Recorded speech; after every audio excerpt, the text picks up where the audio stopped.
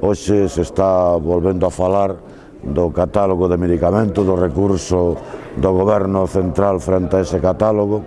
Decir, en primeiro lugar, que nós, dende logo, o apoiamos.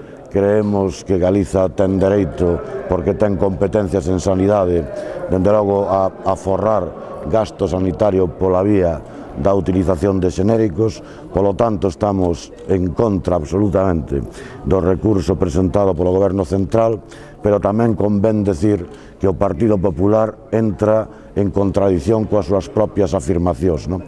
O argumento dado onte polo señor Rubalcaba para xustificar o recurso contra o catálogo de medicamentos galego é a mesma xustificación que o Partido Popular utiliza día sí, día tamén. É dicir, hai que igualar todo, un igualitarismo absurdo, as prestacións teñen que ser iguais, ese mesmo discurso.